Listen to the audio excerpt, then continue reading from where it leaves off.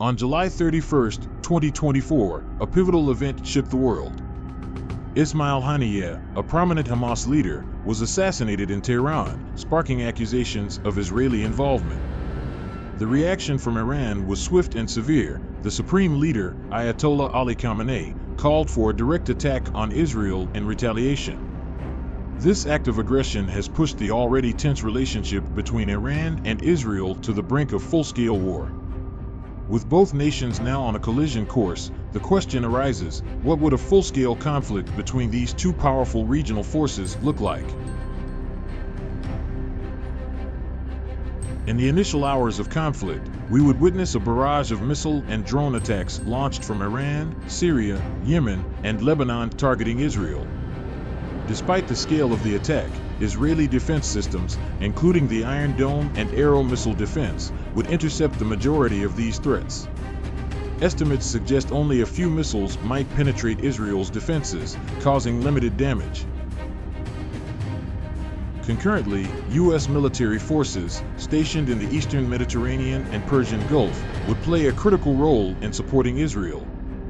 Naval ships and Air Force squadrons from the U.S. and potentially NATO allies would work to neutralize incoming threats, reinforcing Israel's defense.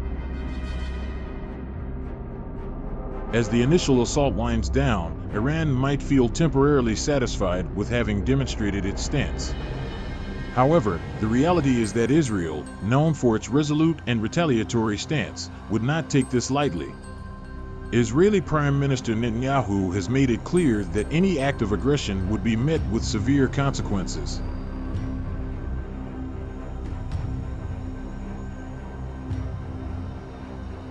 Within 6 hours of the attack, an emergency meeting in Tel Aviv would see Israeli leaders debating their response.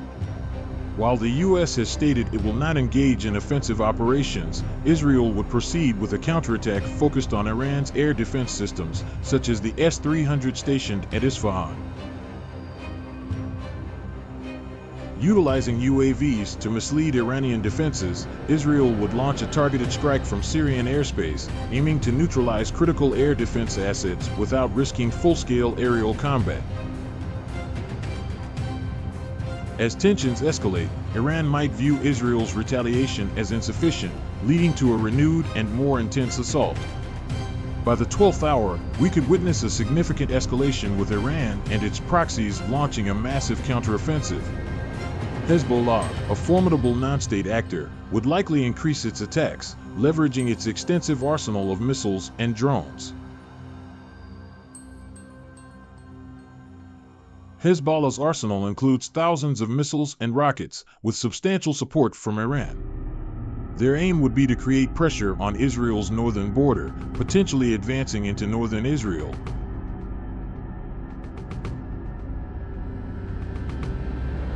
The urban warfare in northern Israel, particularly in towns like Mechola and Kiryat Shmona, would test Israel's defensive capabilities beyond its advanced air defense systems. Hezbollah's use of RPGs and anti-tank missiles could further complicate Israel's defensive efforts.